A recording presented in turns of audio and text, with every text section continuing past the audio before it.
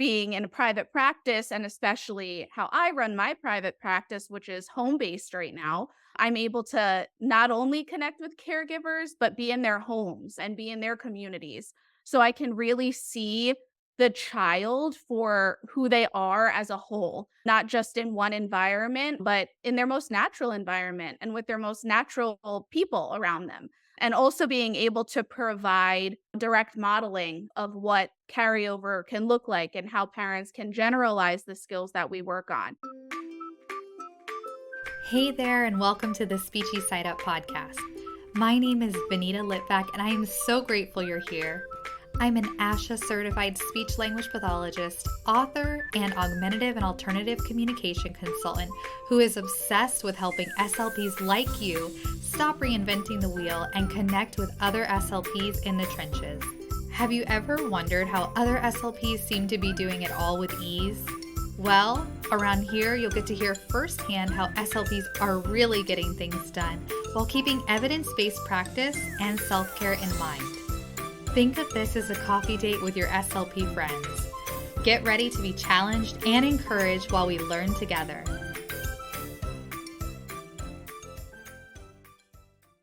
Today, I'm joined by Megan Hayes, MS, CCC-SLP, the founder and current solo service provider of Sunflower Speech Therapy LLC in Baltimore, Maryland. She has previously worked in private schools, public schools, and travel-based settings. She decided to begin her own private practice in 2021 to provide more options for families in her community. Megan specializes in client-led and neurodiversity affirming pediatric speech and language services, treating a variety of speech and language diagnoses, including but not limited to speech and language delays, expressive and receptive language disorder, pragmatic language disorder, fluency, play-based therapy, and beyond. Megan has recently teamed up with the Down Syndrome Association of Maryland to help create the Central Maryland Speech Therapy Program. The mission of this program is to provide affordable and accessible speech and language therapy services for the Down syndrome community and others with disabilities. Megan, thank you so much for coming on today. Of course, thank you for having me. I'm really excited to get to connect not only with you, but with the rest of our community. So did that cover everything, or is there anything else you'd like to add before we talk about running a private practice and providing community-based services? I think you got it. It was great. Awesome. So how does working in private practice differ from the other settings that you've worked in?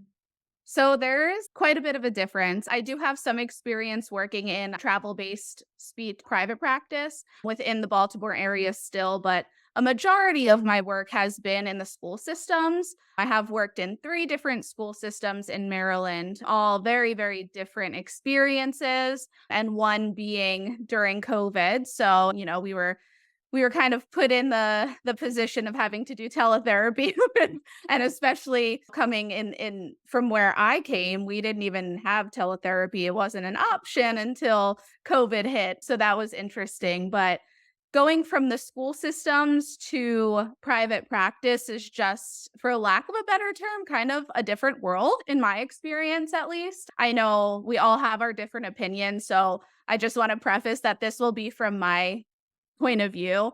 But for me, the main difference and the most important difference for me has been being able to connect with caregivers and families.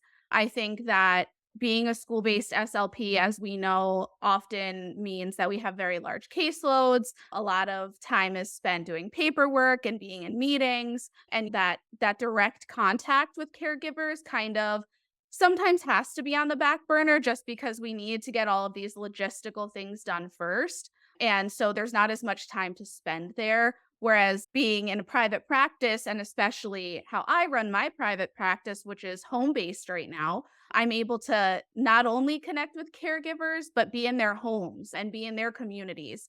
So I can really see the child for who they are as a whole, not just in one environment, but in their most natural environment and with their most natural people around them. And also being able to provide direct modeling of what carryover can look like and how parents can generalize the skills that we work on. So for me, that has been the biggest difference, along with, as I mentioned, of course, the paperwork. There's a lot of paperwork when you're in the schools. Private practice, of course, there's still paperwork. We have to get that done, but it's definitely very different. And again, being my own private practice, I kind of in so many ways kind of call the shots as to how I want my notes to look. They don't have to be as specific as what the state mandates. So there's definitely lots of differences. There's pros and cons to both. But from my perspective, I've really enjoyed being in private practice. Oh, those are such great like comparisons. And I think anybody would agree with you. So thank you for sharing your personal experience. Oh, thanks. So, how are you able to get your services like on a community based level? Sure. So I have had the amazing opportunity of partnering with the Down Syndrome Association of Maryland. It was in my 2023 goals to volunteer a little bit more. And I came across an opportunity to help out with one of their events that just so happened to be at a park right down the block from my house. So I feel like it was kind of fate. So I jumped on board, helping them get this picnic, their annual picnic together. And the director and myself connected and we just kind of hit it off right out of the gate, and it was just fun being able to connect with the community during the picnic and kind of get some provide some feedback or offer services to their community members. And then the university I went to had a clinical center. We actually have had two, but unfortunately in May of 2023 one of them closed. And this is the one that I was primarily at when I was going there. And a huge part of the population was the Down syndrome population. There were clients that had literally been going there for 20 plus years.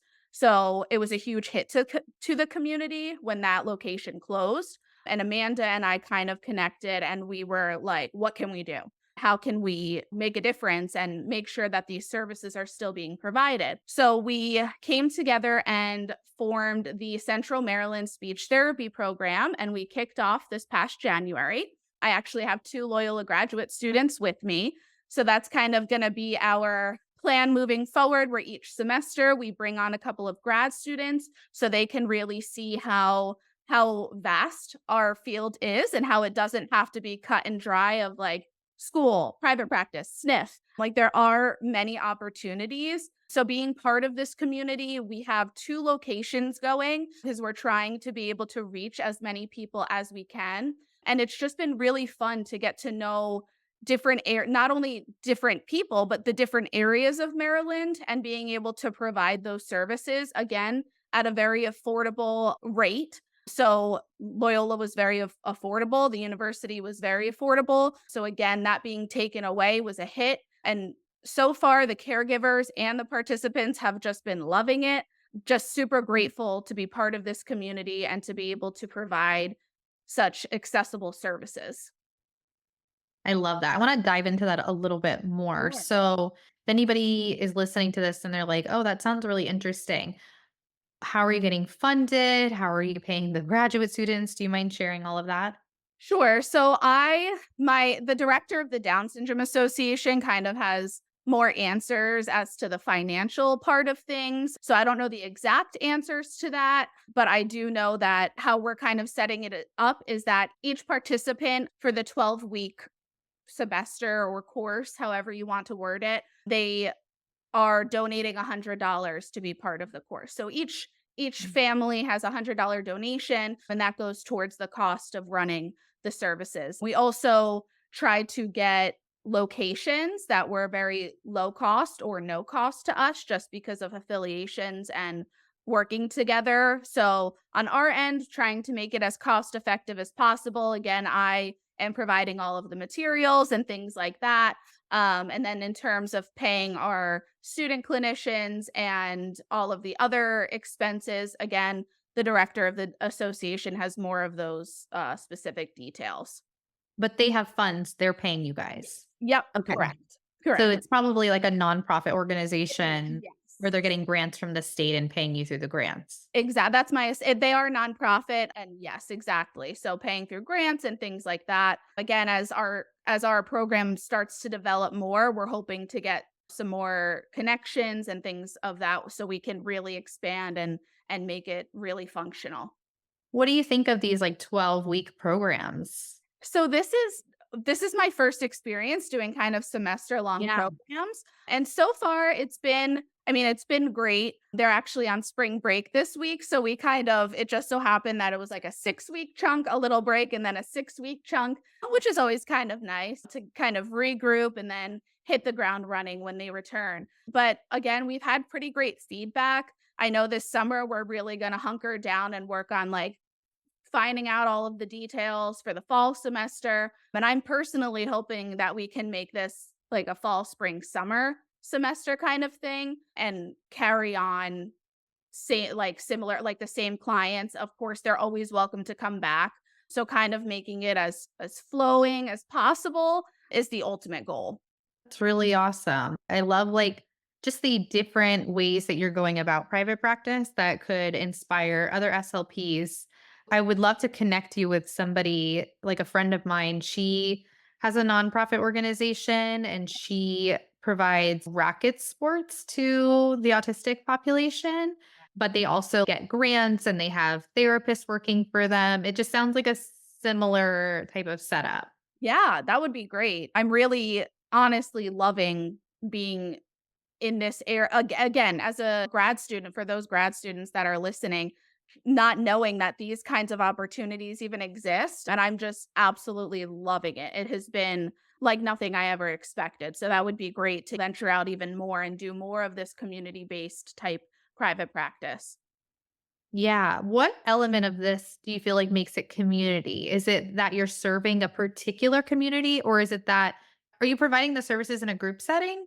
So we have some individual and Okay. some groups. We have right now two larger groups of kind of the young adult population. We have right now our ages are from 2 and our oldest is 29. So we have a vast array of ages. And while this is primarily for the Down syndrome community, we are always welcoming of other diagnoses as well. And I think what makes it community based is just that it's a different approach. So clients don't have to go through insurance or they're not paying out of pocket weekly. And it's just being able to go to different locations and work with different socioeconomic standings and different diagnoses and different family dynamics and kind of just making it work and getting those experiences really to me is what makes it community based and hopefully kind of allowing our clients to then take what they learn in our sessions and go to their jobs, go back to school, even for our early intervention kiddos to kind of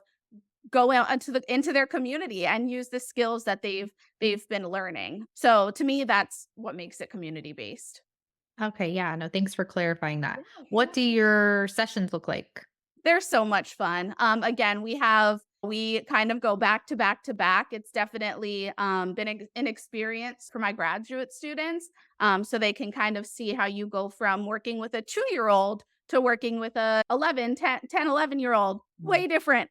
Yeah. And so how we have it set up is we try to group our clients based on age as best as we could. But for our individual ones, mostly right now we have it's like our early intervention ones that are individual or in groups of no more than 2, and that is very much play-based, client-led. So we're doing floor time with them and just working on their functional communication, working on their exposure to other individuals with or without Down syndrome, especially because a lot of our kids are quote unquote COVID babies. So getting more of that exposure outside of school, if they're even in school, has been great. And then with our young adult to adult population, we do lots of kind of functional language activities. So we'll be working on things like going out to, what does it look like to go to a coffee shop and order coffee or go to Chick-fil-A and order your favorite meal, and also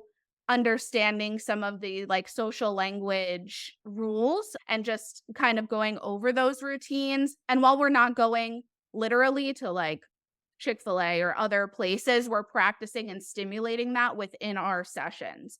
We also have one older client who she actually runs Zumba classes. So part of our sessions, yeah, it's a lot of fun. Part of our sessions is at the end, we'll kind of do Zumba with her and the three of us. And we're encouraging her to use like a louder, more articulate voice just so she's better understood. And we've actually had a couple of opportunities to see her virtually, which is how she teaches Zumba. So that's been great practice just so she can really be explaining properly to her own clients as to what moves to do, when to do them. And so it's been fun to just practice that client-led therapy and do what works for each individual. I love that. That's so functional and fun, it sounds like. Lots of fun. What are the challenges you face in providing home-based services? Sure. So I think the biggest thing would probably be the amount of time I spend in my car.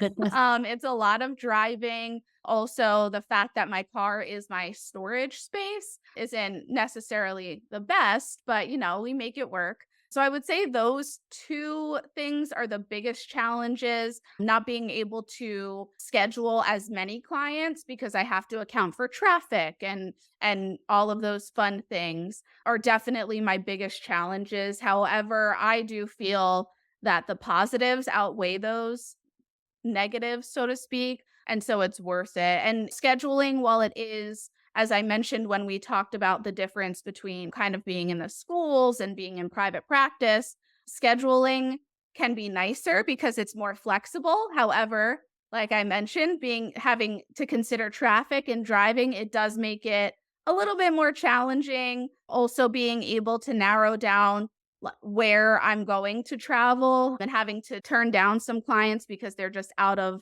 the radius as to which I go. So those have been, I would say, the biggest challenges as to providing those home-based services.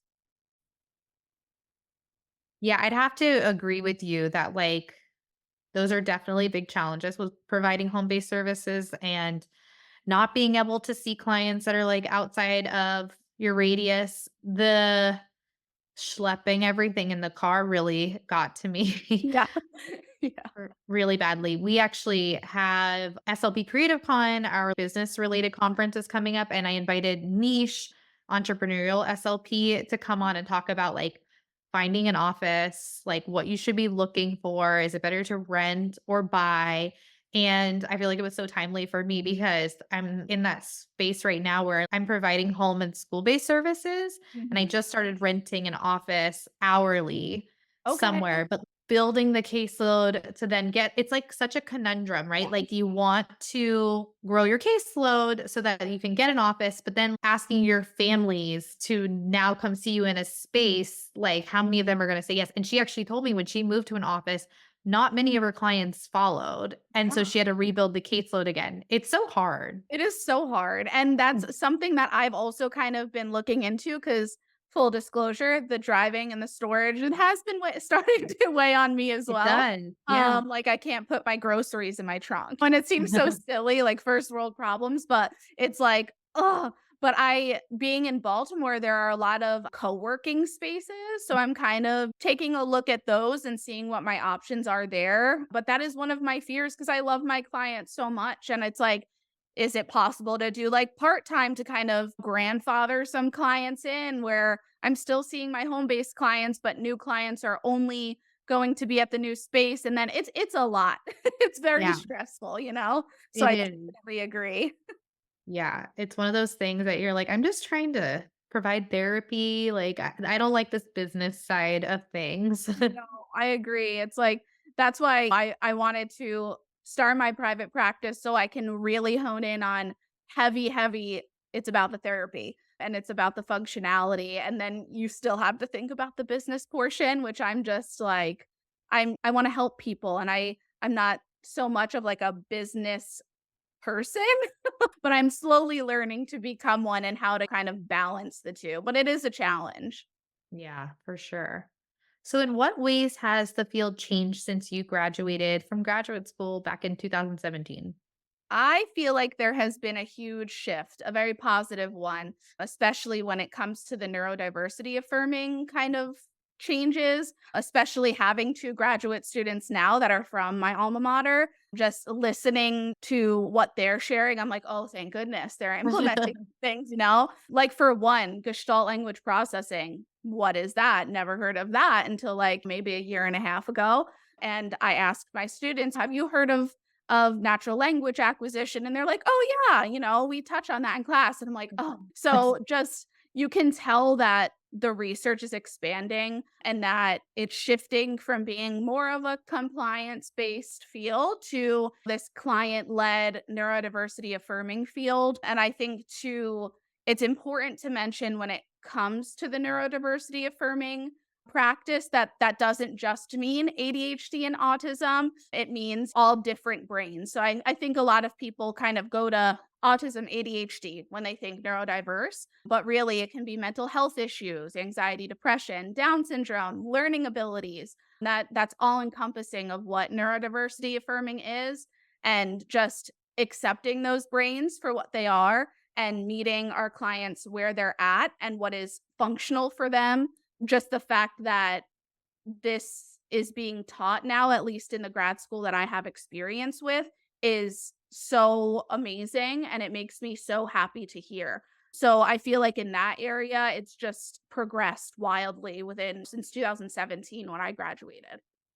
Yeah, I love that. I'm so glad to hear that more grad programs are starting to talk about those areas. And I think it's such a good reminder that neurodiversity encompasses so much more than just ADHD and autism. Absolutely. Megan, this was fantastic. If people want to learn more from you or connect with you, where can they find you? So on Instagram, I'm Sunflower Speech Therapy.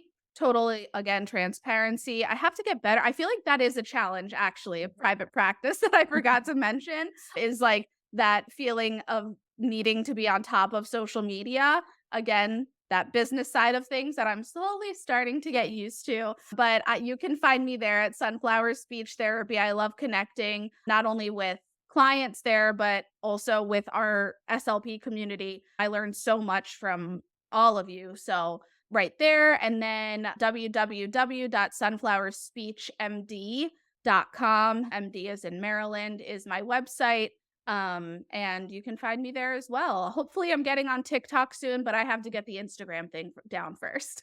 It is hard. Maybe try TikTok and see if you like it better than Instagram and then just That's go that route. that's a good idea. Yeah. Awesome. Well, this has been great. Thank you so much, Megan, for sharing your journey with us. And I think it's going to be really inspirational for some of the listeners. Of course, I appreciate you so much for having me on here. It's been great getting to connect with you, and I hope that I was able to provide some spark within our community. Absolutely. Thank you so much for listening. By the way, have you joined the SSU crew yet? By joining, you get access to the free good section on our website, plus podcast updates, special event notifications, and therapy inspiration. You can sign up at bit.ly/join SSU crew, all lowercase, or just find the link in this episode description. Also, don't forget to take a screenshot of this episode so that you can always refer back to it and share it on social media if you really love the topic. Take care and remember to always fill your Speechy Side cup first before you can pour into others.